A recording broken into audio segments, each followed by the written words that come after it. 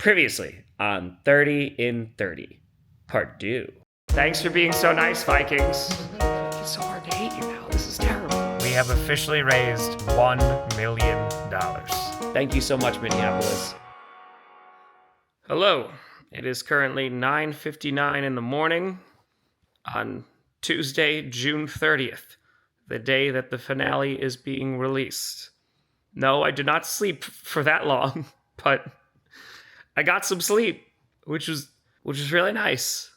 So I appreciated that. And now it is time for the final Tom's Night Nocturne Nostalgia. Oh, my vocabulary gets so much better when I get sleep. I'm coming to you live, well, you won't be seeing this live, from my own bed, who, after some productive talks, it was agreed upon that I should sleep in my bed. We just, we were working through something, but I think we're going to come out stronger on the other side. I'm going to make sure you miss every flight from now on. Yeah, I'm sure things will be fine. So the final day started, it was a little bit hectic. The Minneapolis fan event went for 10 hours. I was on that curb in that alley until past 2 o'clock in the morning. And at that point, Pastor was sleeping in the car because he was like, hey, we got to drive to Green Bay. So makes sense. So he took a power nap from midnight to 2 a.m. And when I was finally finished with the fan event, we got in the car, drove to the hotel really quick, uploaded some footage, and then hit the road a little bit before 4 a.m. It is 3:51, and we need to drive to Green Bay, Wisconsin, because we need to be there by 9 a.m. Still running on 90 minutes of sleep. Pastor got to sleep in the car at the fan event for like 2 hours. Maybe like another 30 minutes here, so 2.5. Crushing it. I'm gonna try and get a little bit of sleep and then record Tom's Night. And so it's about a 4-hour drive from Minneapolis over to Green Bay. So Pastor just coming in clutch once again. I was able to get some sleep. I actually got almost 4 hours of sleep, which was double the amount of sleep that I had gotten the last 2 nights combined, because I had gotten an hour and a half of sleep. And I knew I was going to need it because this day was going to be insanity. Good news. We're in Green Bay. Let's go, baby. We had gotten a hotel for the night before, but we didn't get into Green Bay until 8 a.m. And they had no room on Saturday, so we were able to get into a hotel for at least a couple of hours, but there was no sleeping that was had. Not only is it the last day, but because I'm literally in this hotel for maybe 2 hours, this may be the last cool guy in an elevator wearing sunglasses. The stage awaits. Cool guy in an elevator wearing sunglasses.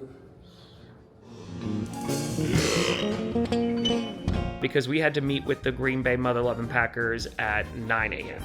And I kind of had no idea what was in store for this meeting. It was kind of like, oh, we'll take a tour around some football facilities. And I said, oh, that's really cool.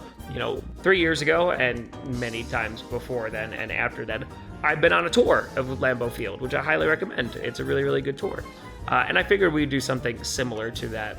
So I slept for almost 4 hours in the car because that's how long the drive is, which means that I slept last night in a car more hours than the previous 2 nights combined.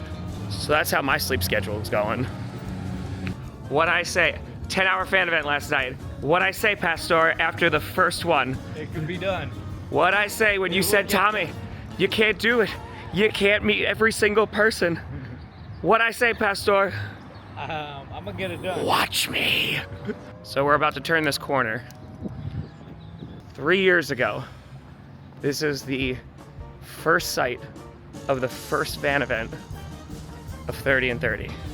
I recorded the promo for 30 in 30 Part 2 on this stairwell, and I turned this corner to the pro shop, and there were about 30 to 40 people here. How we doing? Come on! Oh, we in Green Bay, baby. I'll see y'all later. Let's go. And now that happens. Hell of a journey, my friends. I paid those people a fair wage to come out here and pretend to cheer. Why are you scripting things? Craigslist. What? I told you, man. You can get so much done on Craigslist. Natural, man. I can't be natural. Dude, This hair it isn't has to be- it natural. has to be These organic. eyes aren't natural. You can't be planning people. My ribs are no longer natural. Those have disintegrated. Okay, we're going inside. Can you behave? We're going into Hollow Guy. Be organic, You. bro. Shh. Shh. Thank you. Can we get through one more day, please? What? One more day. Can we get through one more day, please? It's time to go see Duke and Wes Hodkowitz. Oh my gosh, look Right? This is what I've been filming for 30 days on. It's Wes Hodkowitz. Look, Hey, we're everybody. also wearing a Good Saint. morning. Wow. Yeah. Understood the Repping assignment. the brand. I like this one too. Look at this. Hey, there you go. These guys know style. I'm just with Duke. Duke is personally responsible for me dying in the schedule release video. I was like, can I live? He goes, no. No. And we're gonna kill you with cheese. Listen, bury me in a cheese sarcophagus, my friend. And we actually went into a building that I have never been in before. So I've never been in this building before. So this is a new experience. Well, what'll usually happen to get let's Here, take start over, the Wes. You know. Hi, how's it going? Good morning. So down here is actually where the traditional entrance is. Like if you come here to Lambeau Field, you're going down to practice for training camp. That's where you see the kids. That's where you see the bikes. That's where the players will go out. This is kind of like the side door. I'm sort of bringing you through the maintenance area, almost. That's what I deserve. But we'll go check it out. And I walked in there and immediately was met with this sign.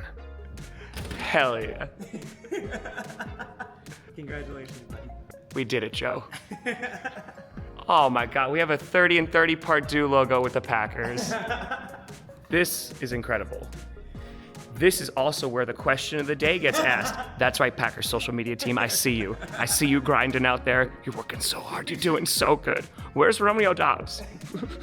So yeah, that was pretty damn cool. Not only the Packers deciding to donate, but also just getting a little bit of like the Baltimore Ravens treatment from 3 years ago. But this just happens to also be my team, and for them to have it on nearly every single TV screen in the entire facility, that was pretty damn cool, man. And so that was a great way to start this tour.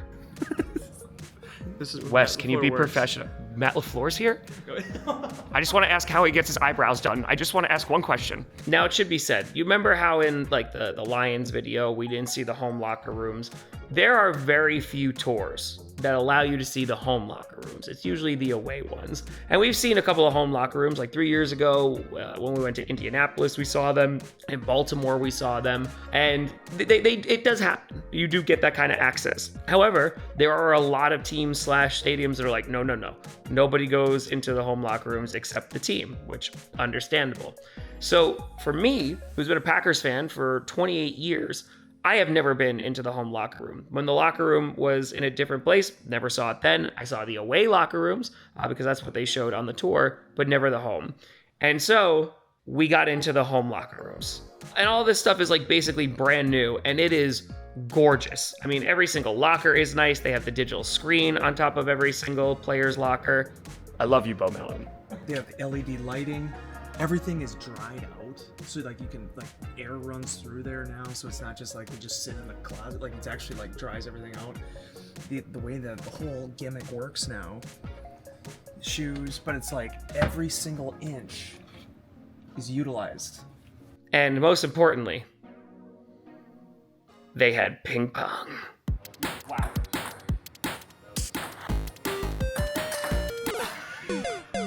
Sorry, Pastor right before goes, I'm gonna let you win. All right. But it was really cool just to kind of walk around the Packers locker room for a bit and just to see everybody's name listed on top, but like went over to Jordan Love's locker, Micah Parsons' locker. Thank you, Jerry. Stunt on them, Jordan. Stunt on them. Do you know how many Toyotas I drove literally just for the vibes to make sure Toyotathon was going to be up and running this year? We're not playing any games. SoFi, Valentine's Day, all you need? There it is. Nope. Just, it's my first, hold on. Love.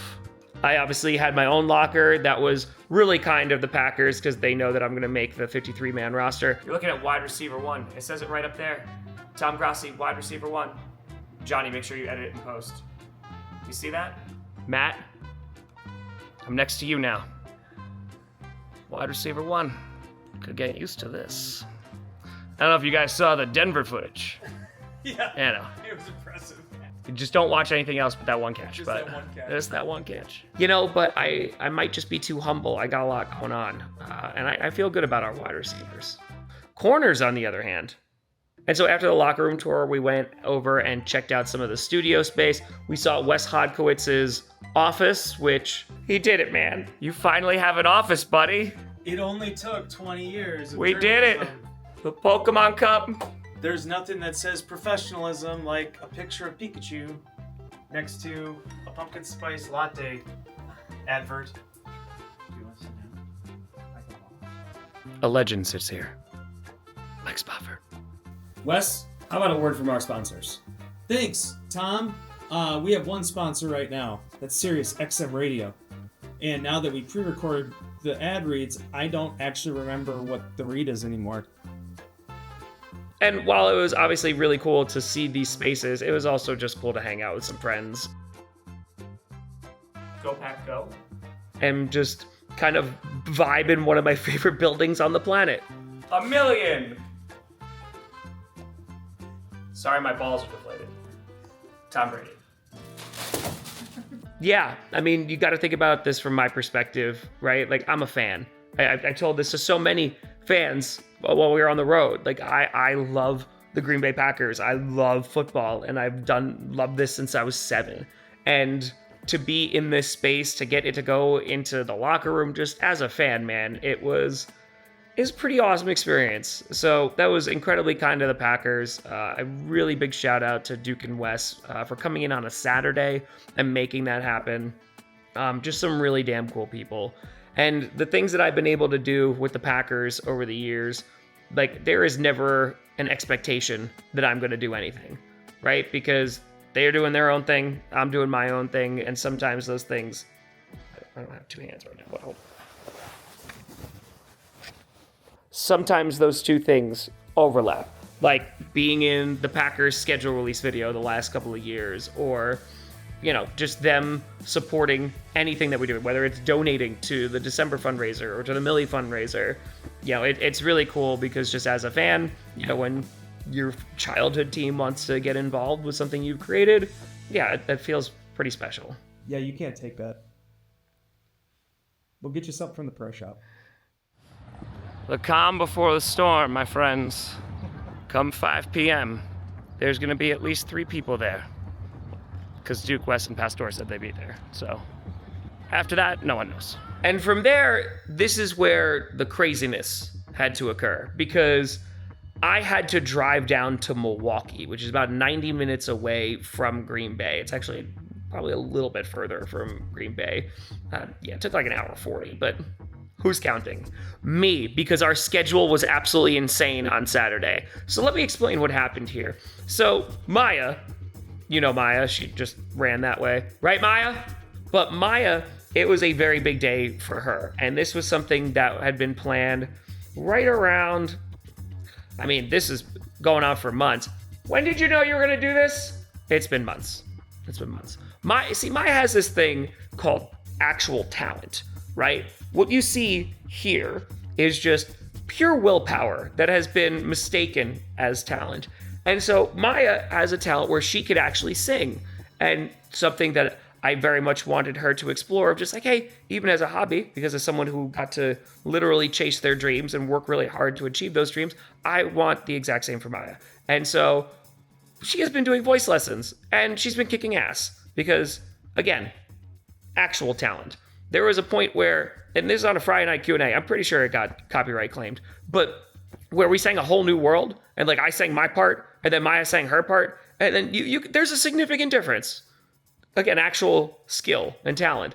And so Maya was going to be singing at Summerfest, which was a big festival that happens every summer in Milwaukee. It changed a little bit after COVID. Basically, these big time artists, they come in and they tour. And I think Post Malone was playing when Maya was, the night that Maya was performing on Saturday. Muse is coming on Thursday, which I'm hoping to go see. That would be really cool. This is my first time at Summerfest because the last time that we moved, Summerfest was over by the time we got here in August. So Maya was going to be singing on one of the smaller stages. And as someone who has been holding it down for the past month as I traveled this entire country, I had to be there. I wanted to be there. I had to be there. Gotta support Maya. Look at this. Pastor, Mr. Studio Girl. Unbelievable. First collusion. And now this. So we got down there. Was I late? Of course. But, you know, that's how it goes. But I was able to see Maya sing. Well, sometimes I go out by myself and I look across the water and I think of all the things what you're doing, and in my head I paint a picture. Oh yeah! 'Cause since I've come on home, well, my body's been a mess, and I miss your ginger and the way you like to dress. I want you to come on over, stop making a fool out of me. Why don't you come on over,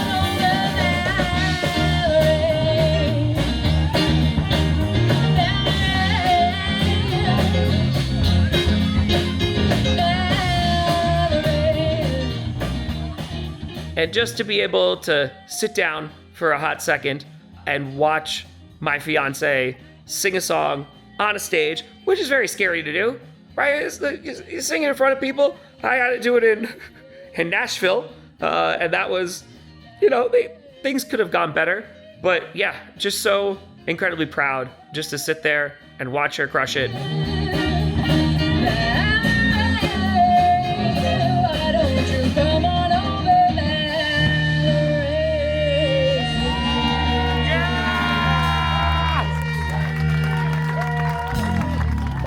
And again, like I saw Maya for a few hours when she came down after the Chicago fan event, and it was really nice to just hang out with her for a little bit. Got to wander around Summerfest. It's my first time at Summerfest. Let's go. It's Maya's first time at Summerfest, though she'll be on the main stage next year. I go home for like 15 minutes, and then it's time for the final fan event. Yay. Oh, there. Green Bay, Babies are gonna we're coming. minute and then I be get like, to "Bye." see my puppies and kitties. Ready to hear insane noises? My baby. Hi. Hi. Hi. Hi. Hi. Hi. Hi.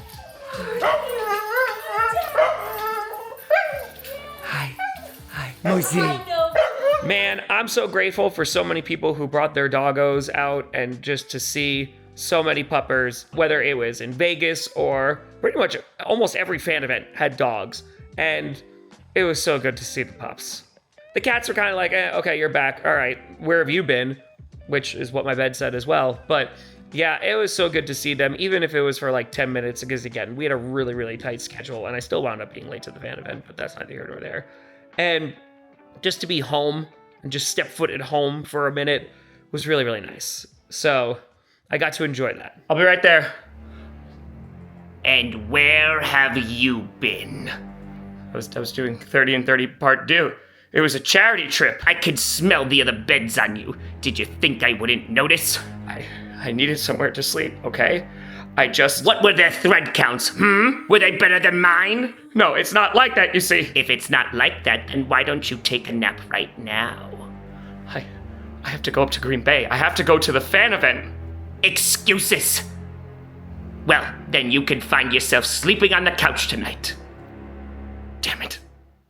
And then it was time to get back on the road again. Go up to the fan event, which, yeah, we were late to. About like 20 minutes late. So I'm so sorry. You're late, Tom. You're late. And then I heard the chant started about, where is Tom? And Tom is late. Tom is late. Tom is late. Tom is late. Tom is late. Where is Tom? Where is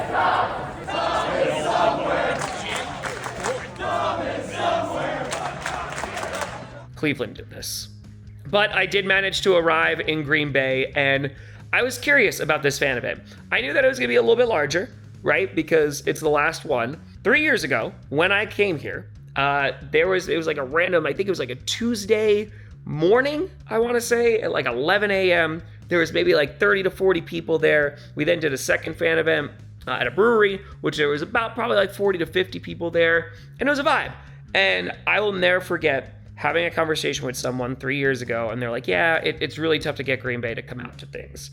And so that was kind of in my mind a little bit, Green Bay, about 100,000 people. And so I didn't know what to fully expect, but holy crap, pulling up to Titletown, I'm so happy to be finishing this in Green Bay.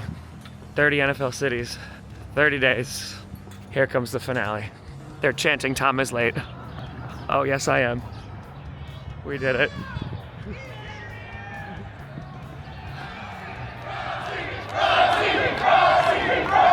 One last time, my friend. What's going on, Green Bay? Oh, let's go, man. Let's go. Let's go. Good God. Oh, there's a lot of you. Oh. Holy shit. What's going on? Oh, my God. What's going on? Holy cow. Holy God. It was insane. There were hundreds of people, and holy crap, man, just to see so many Packers fans. Look at this. It's just Green Bay. Oh my God, is that Tom Grossi? No, it's Tim Grossi. He's out here. It's fine. These last 3 days, there's been a lot of bullying, but we're here. We made it. We did it. We made it home. It was all about the Go Pack Go. Go Pack Go!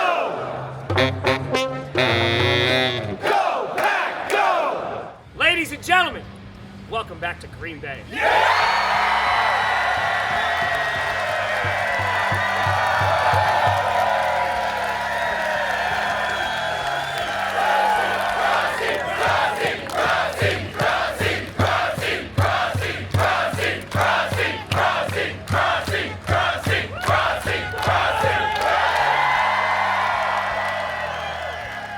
And this crowd was sensational. They brought music. We had a saxophone, we had trombones, we had drums. People were just breaking out in chants, literally chanting everything. B-roll, B-roll, B-roll, B-roll. Go! I can only high five this side, sorry. Go. It's Pastor. How we doing? Great to see you. We're still on the line. Throw it! Throw the flag! No, there was a literal chant saying, we chant anything.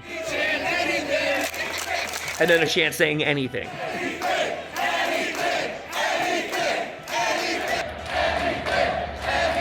We have notes from the French Revolution. Yes, we got the kids taking notes out here, Pastor. Excellent. Look at this. Look at the handwriting. Look at the organization, Pastor. And it was just super cool to be back in the shadow of Lambeau. And once that line really wasn't moving after the first few hours, there's folks who were coming up to me. They're like, hey, security's going to kick us out at 10. And I was like, would not be the first time. But it became very apparent that we were not getting out of there before 10 p.m. Yes, we got that. Did you take a look, sir?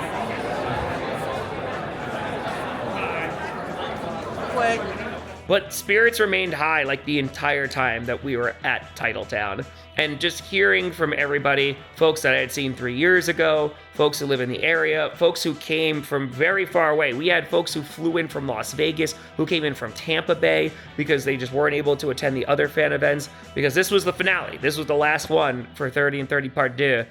And Green Bay, you're freaking beautiful, man. My family has a history with the Packers. On my dad's side, my grandparents actually had season tickets to the Packers since before Lambeau Field was built. And they're still somewhere in the family even since my grandparents passed.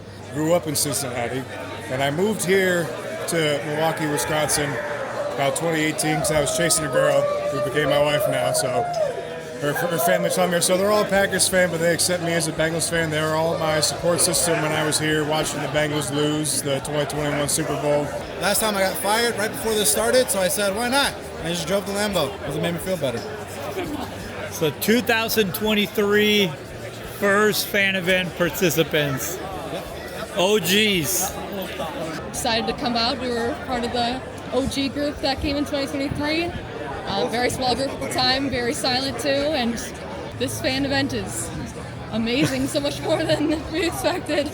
He was on like the Sports Furies like 2018 schedule predictions video, and like ever since then, like he mentioned like being allergic to cheese, and I was like, man, this guy's so funny. Like he's a Packers fan, allergic to cheese, and like I've been following him like religiously, like his videos, and watching the GCU and like script, watching his channel grow has been so great. And I just figured I had to take the flight from Vegas and just be able to meet Tom. And we flew in last night from Las Vegas. He goes to UCLA just for this event. Funny, I found him trying to cope with the divisional loss against Tampa Bay Buccaneers, and seeing somebody that I can relate to my pain at that time was something that I couldn't forget, and I've been subscribed ever since. And just watching his channel grow and being very relatable and very welcoming, not just to Packer fans, but fans all around the world. It's nice to see a guy that's very inclusive. I think his crowd is really different than what you literally see with the NFL. And the icing on the cake is he's a Packers fan. I'm a teacher in a school that's about 30 minutes away from where we live, and he transferred to the school that I taught at. So when we're driving to school every day, Grossi and Perna kind of became our morning ritual, just watching their videos. And so it's just a thing that the two of us have been able to bond over throughout this past school year. Hey Tom, I'm making a bracelet. I need to know how big your wrist is. I have no idea. I don't want to know. And there's so many reasons why I love this football team, but the biggest is probably the communal feel. And I mentioned this 3 years ago when we did like a full tour of Green Bay and everything, but the team is such a staple of the community, but the community is also embedded in the team. You will see players just walking around at the grocery store. You go and talk to folks in Green Bay and they will have a story about a current player, a former player. Oh, their dad saw Bart Starr, right? Or their grandfather was at the Ice Bowl. Like, these are just very common stories of just how much the Packers mean to this community. And you want to talk about small city feel, like it is Green Bay, man. The place where I was standing used to be a Kmart years ago, and now it's Titletown, and it's this beautiful space that people can come to year round. And it really has transformed to be able to host the draft, which was absolutely incredible. And yeah, Green Bay is a special place, man. And I highly recommend, even if you are a rival fan, if you can ever make it up here for a game, do it. You will encounter some of the friendliest people on the planet. You tell them it's your first time at Lambeau, they will welcome you with open arms. And yeah, it's a hell of a time. And to be surrounded by those folks of just all this kindness, it felt like home, man. It's beautiful.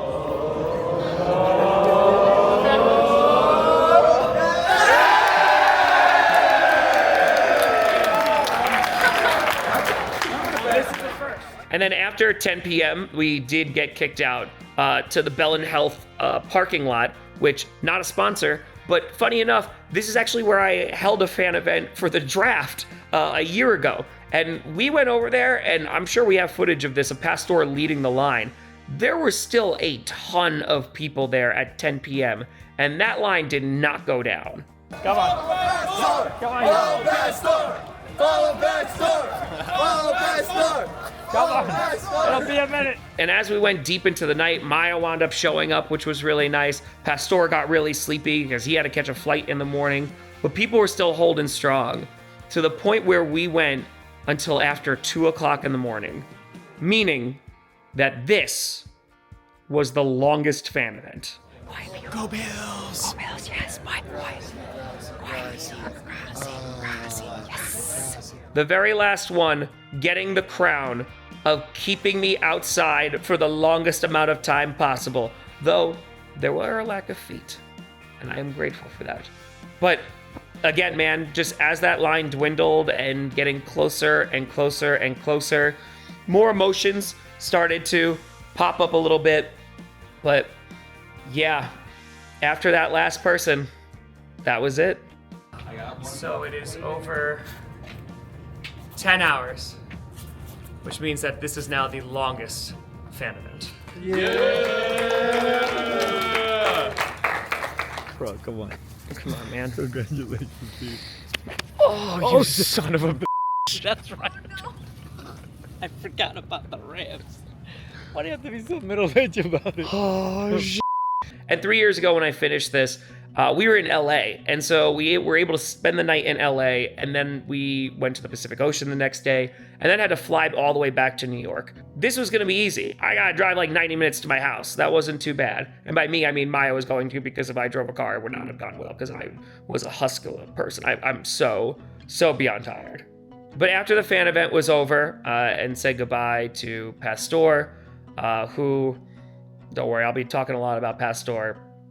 It was a little surreal that I wasn't gonna have to get up in the morning and go to a new place for the first time in a month. And so instead, at a little before 4 o'clock in the morning, Maya and I went over to Lambeau Field, where it was dead quiet except for the birds, because, the sun was gonna be coming up soon. That's how time works. And I just kind of stood there and kind of took all of that in, because Green Bay is a place that I had wanted to be for a very, very long time. And I didn't make it out here until I was in my 20s. I think I was 23. It was for a Chiefs-Packers preseason game. And like I said, there was a parking lot across the street. Titletown hadn't been started yet. This had just been a place that I had wanted to be for decades, and just could not make it out here, couldn't afford to make it out here. And to be there for so many events, to be there for the draft, to announce a draft pick, to be there for almost every training camp for the past decade, to go see a preseason game every year, and now to finish this odyssey in Green Bay. I mean, there's no other place it could have been finished in. That's 30 and 30. Let's go home, baby. Let's do it. It was finally time to go home. Which, yeah, I only got 4 hours of sleep that first night, because for some reason, my body's just used to getting that amount of sleep, if anything. So it's going to take a while for the sleep schedule to come back at all. It was really nice on Sunday to be like, oh, I don't have to get on a plane or a train or an automobile. I can go, sorry, I saw my retainer in. I can go enjoy my life and have free will again. That was really nice. So yeah, Maya and I, we went out and got some brunch. And then I took a couch nap. And then we wound up watching some wrestling. And man, oh man, did it feel good to be home.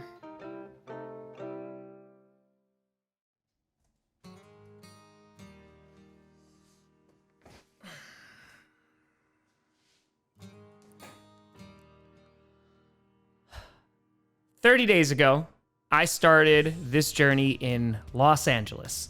The first fan event was 7.5 hours, and thankfully the day before I got to explore a little bit of Los Angeles, getting lost going to the Hollywood sign because there was no sign that said that we couldn't see it from the viewpoint in which we were.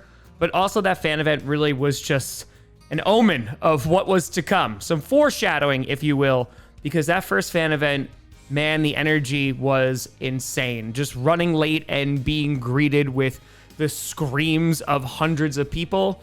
Yeah, it was pretty damn awesome. And that continued when we went into Arizona. The thing I'll probably remember the most from Arizona, besides the beautiful mural art that you saw in downtown Phoenix, was showing my feet to a bunch of patrons who definitely were not there for the fan meetup. And they had me front and center in front of one of the NBA games. And I'm just so sorry if I showed you my feet. In Vegas, I jumped off an 855-foot building. Jamal Williams came to the fan event. And, of course, we ended the entire evening with puppers because puppers are great. I went to San Francisco for the very first time, as 3 years ago we were in Santa Clara, and I got to fulfill a lifetime goal of walking the Golden Gate Bridge. Hopped a ferry in Seattle and just saw how beautiful the surrounding area was. Celebrated with the reigning defending Super Bowl champs, and that was the first of 4 7-hour fan events in a row. And Seattle really tested me because, man, the morning after was the worst I felt in 30 days. I had gotten 90 minutes of sleep.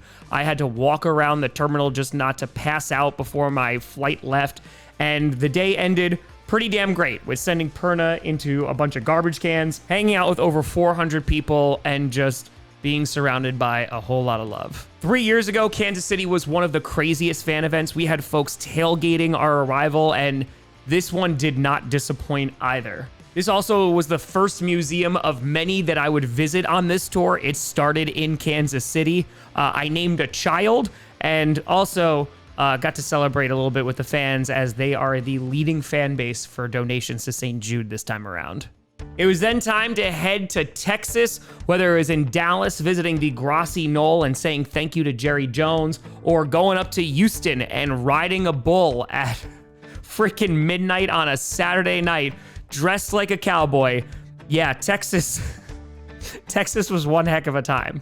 It was there I also got to sit down and meet with Pastor's family, it was really nice to be in another home, first with Perna and now with Pastor's family.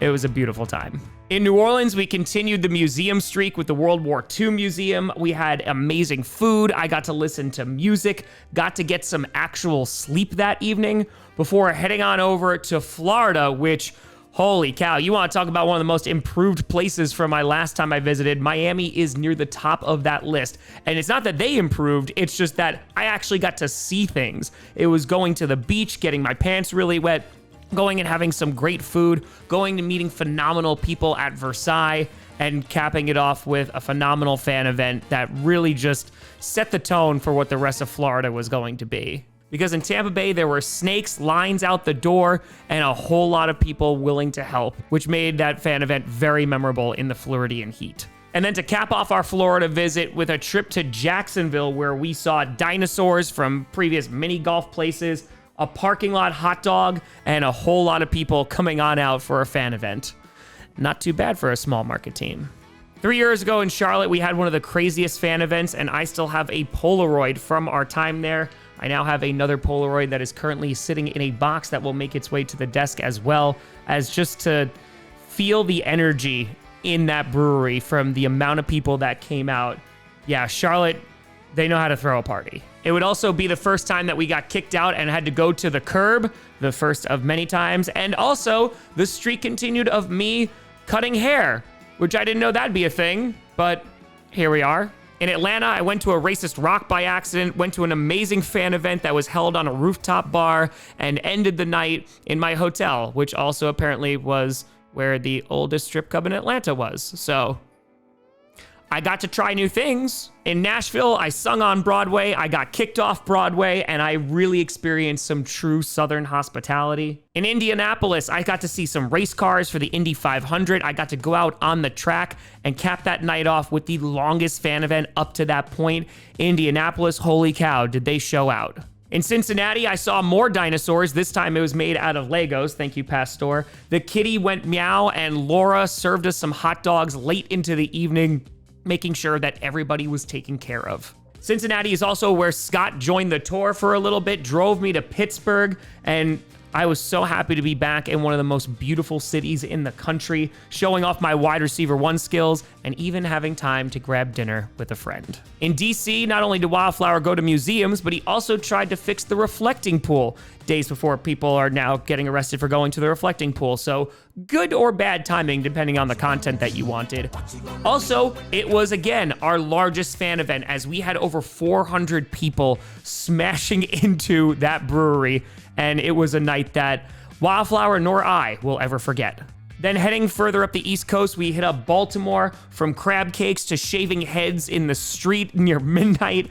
I then went to Philadelphia and really got to see all that that city had to offer. After not being able to 3 years prior because of the Canadian wildfires, to be able to explore all of the history in that city, meet some incredible people, and cap it off with a World Cup game, Philadelphia remains one of the top visits this entire tour. I then got to go back home to New York, which was a little bit surreal, but not as surreal as seeing some actual happy Jets fans, which, hey, listen, they need all the happiness they can get. Then Papa Grossi joined once again on Father's Day. We shipped up to Boston, did the entire Freedom Trail, hopped on yet another ferry, and went late into the night while folks were just keeping that crowd going, holding up signs to bring the energy. Then it was time to go to Buffalo. I saw stadiums being demolished, brand new stadiums opening, and I even got lost going into Canada, which is pretty much a Buffalo staple at this point. And that also broke the record for the longest fan event as we went late into the night past 1:30 in the morning. But it was with one of the most passionate fan bases in all of sports. So I knew what I was getting myself into. Then in Cleveland, I saw some rock and roll, got betrayed by my bed, and wound up on the curb again with over 200 people on a Tuesday night in Cleveland, Ohio. And it honestly was one of the most fun fan events that I've had on this entire trip. And then it was time for the NFC North. I got to throw some touchdowns and kick some field goals on Ford Field. I got to see every single vehicle that has been ever made at the Henry Ford Museum. And once again, the longest fan event record was broken as this went over 9.5 hours. Detroit, they kept me for quite some time, but that was only a prelude for what was about to happen. We made it to Chicago where I had to don the bear claws. On top of that, got into Soldier Field to relive some trauma, and then got 21-3 chanted at me pretty much all night long. It was a party in Chicago, and that night ended with me being able to see Maya for the first time in about a month, so I knew I was getting closer and closer to home. Then the penultimate fan event was in Minneapolis, which once again broke the record for longest fan event, going past 2 o'clock in the morning. I got some phenomenal hospitality from the Minnesota Vikings as they tried to convert me, and Minneapolis will always be the place where we raised $1 million for St. Jude, and I will never forget the strength of that community. And then finally, after driving overnight, we made it to Green Bay, Wisconsin. For the first time, I got to see the Packers locker room, drove on down to Milwaukee to see Maya sing, drove back up for the fan event, which was the final fan event, and of course, the longest fan event, going way past 2 o'clock in the morning and ending 30-30. So, how do we even begin to wrap this thing up? First, it's not over yet. I will be streaming on Wednesday until we raise $1.5 million, which as of right now, we're less than $435,000 away from, because that will make it $5 million raised for charity in 5 years. And if we're doing a 30-30, we can do a 5 and 5, because why not? But this is the finale. And before I go back to sleep before streaming tomorrow, I need to say a few things. First, this is now my second time around this country, and while this go around was a bit larger than the last, the thing that was consistent were the people. In every city and in every state that I went to, people were awesome. 3 years ago, it was a shock that people were even going to show up in every city. It was the first time that I actually got to meet people not through a screen, and it truly changed my life. I said this after the first 30-30, but truly, meeting all of you made me a better person and made me want to be a better person. And this time around, it once again reaffirmed my faith in people and how incredible they can be. Not because they were fans or because they were chanting my name, but because for 30 straight days, I wound up meeting thousands of people who were kind, generous, and just wanted to help. A man much wiser than me once said, "Look for the helpers. You'll always find people who are helping." And that is what I saw across this country for a month straight. People wanting to help. Whether it was helping me get from place to place, grabbing a camera to help film, cooking to make sure I didn't die, or just being kind on this trip, I saw the best of people. And as I said in the Minnesota video, there is a lot going on in the world that is way more important than football. And I'm not naive enough to think that traveling the country and hosting free fan events is going to make some significant changes in the world. But it sure does help. Bringing strangers together for 5, 6, 8, or even 10 hours to gather, talk, or maybe even become friends is what made this trip special. Because even when I was traveling alone, I was never alone, and neither was anyone at these events. We laughed, we cheered, we sang, we showed feet, and we did all of this together. For the kids, yes, but also for each other. Because at the end of the day, we need each other. Physically could not have done this without you. And every day I was welcomed into your cities and got to take a few minutes and talk to every single one of you. I heard about your love for football, met your families, heard about your struggles, and saw the true joy on people's faces just from all of us being together. And I have said it multiple times in these videos, but it bears repeating. There is no better use of my time, and this is what people deserve. For every 9 hours I was standing to meet people, for every 90 minutes of sleep that I had gotten, to receiving more friendship bracelets than my arms could even hold, this was worth every second. I have now been doing this for over 11 years, 5 of which have been full-time. And this entire series is my love letter to you all. A token of my sincere appreciation that I am able to do something that I love.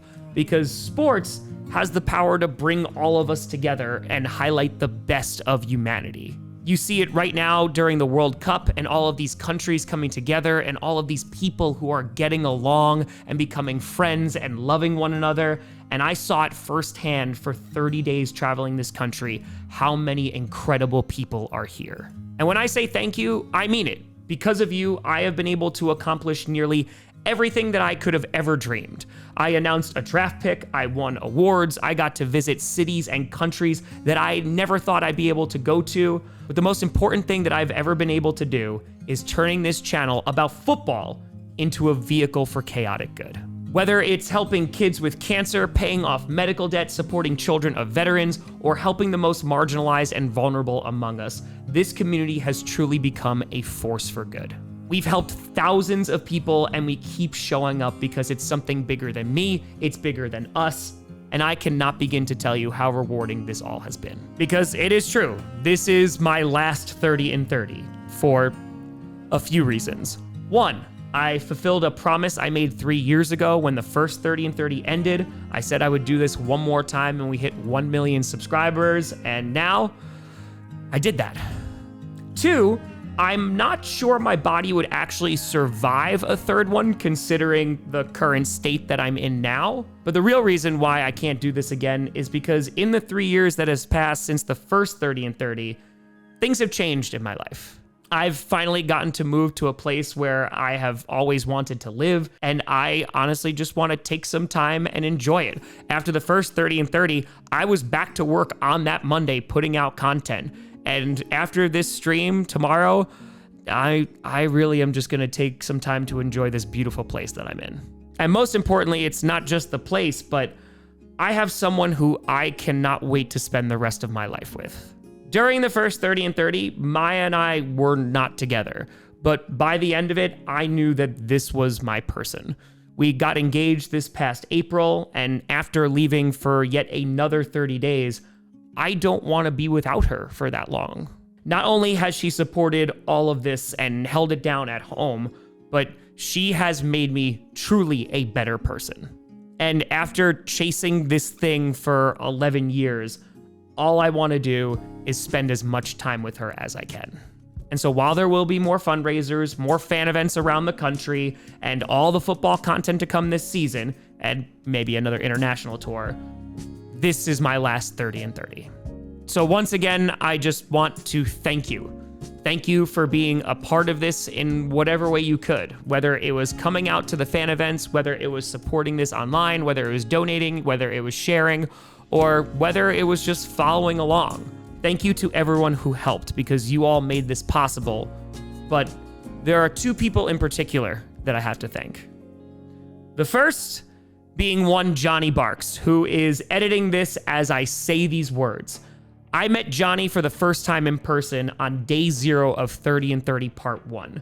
I had asked him a few weeks prior if he wanted to travel the country and do this insane thing, and with very little hesitation, he got on every car, plane, and train, filmed everything, and spent late nights editing on his laptop just trying to get the next video out. We were two guys just traveling around the country trying to do something insane. We raised over $500,000 for St. Jude. We got on the NFL Network. We got on the Pat McAfee Show, the Rich Eisen Show. We got into more stadiums than I ever thought that we could. And it was just pure effort and willpower. And a lot of that came from one Johnny Barks. And this time around, the videos, which were 8 to 10 minutes last time, are now 20 minutes, maybe even 30 minutes long. And Johnny has been pulling all-nighters for nearly a month. And Johnny did come out on the road. After we hit $512,000, he joined us in Indianapolis. Unfortunately, he did get a call from the vet that Monday morning saying that his cat did have congestive heart failure and they didn't know how much time he had left. And so we both made the decision that it was smart for him to just go home and spend as much time as humanly possible with his buddy. And so that is where Johnny has been. Not prison.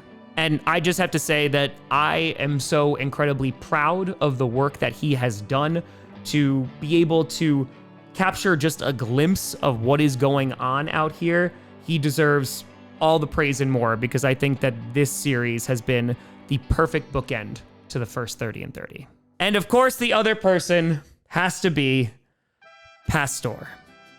Pastor traveled with me for 15 days on this trip. Johnny and I met him 3 years ago in Cincinnati as he offered to help us get from place to place. And just looking to help, Pastor, Johnny, and I immediately became friends. Not only did he finish off 30 and 30 Part 1 with us, we traveled the world together during the international tour. And for 30 and 30 Part 2, he made all of this possible. He booked nearly every fan event, made sure I stayed alive, got fan interviews and all the B-roll you could possibly want. But most importantly, he was an incredible friend. Laura and Pastor were a second family to me on the road. They were always checking in, even when Pastor wasn't traveling with me. They invited me into their home, which, by the way, Laura, how are you? But also, they were just there to talk, whether it was about Mexico being in the World Cup or whenever I just needed somebody to talk to. You can't talk about helpers without talking about Pastor, Laura, and their beautiful family. Which is one of the many reasons why, when I got home, I gave Pastor a call and informed him he might be a little bit busy when this finale comes out. You know, whenever you're ready to commit to the time, let me know so I can plan accordingly. Well, no. You're going to be busy on the 30th. No, that's what I'm saying. I can be where I need to be on the 30th. No, you're going to be somewhere else, though.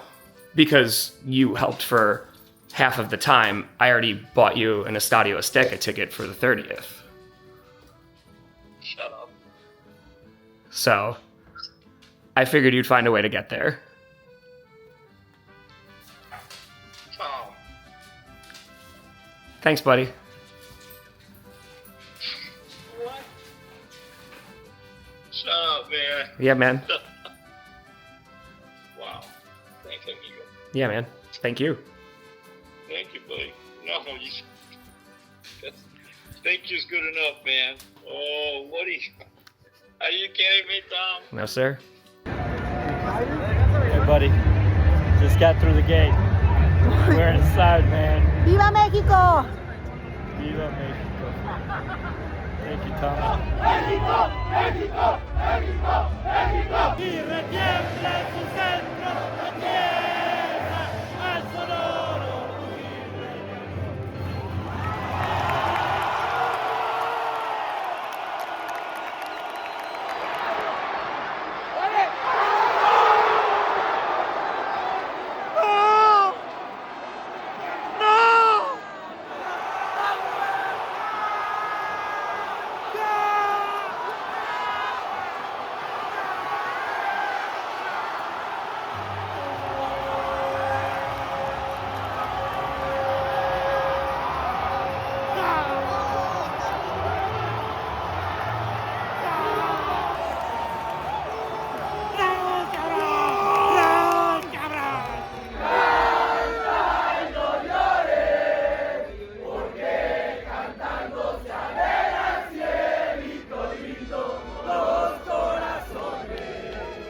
And seeing Mexico win as well in an elimination game in Mexico, yeah, I can't think of anyone who deserves that experience more. So, yeah, that's it. That's 30 and 30 Part 2. I set out 30 days ago to raise $1 million for St. Jude, and we did that. I set out to meet every single person that came out to a fan event, and I did that. And on Wednesday, I'm going to stream until we hit $1.5 million, and we'll do that too. It has been amazing over the last few years to fully commit myself to something and refusing to move until it happens. So thank you for allowing me to experience that. I don't have anything to sell you. You don't have to subscribe. Hell, you don't have to watch anything. There is only one call to action, and it is this. I hope this series has illustrated how incredible people can be. In a time where that is not often highlighted, there are amazing people in this country and around the world who are trying to leave this place better than how they found it. And the best part is that it costs you absolutely nothing but your time and your effort. You don't need to have 1 million YouTube subscribers to help people. I can't tell you how many times I told folks when they came out, I'm just a fan, right? I was a guy who years ago handed out homework. And so all it takes to make this world a tiny bit better is for normal people to care about each other. So go outside, lactate at dawn, wear sunglasses in elevators, meet new people, approach them with empathy, and help however you can. Even when no one notices, help. Because to be able to do that in the face of everything, that is chaotic good.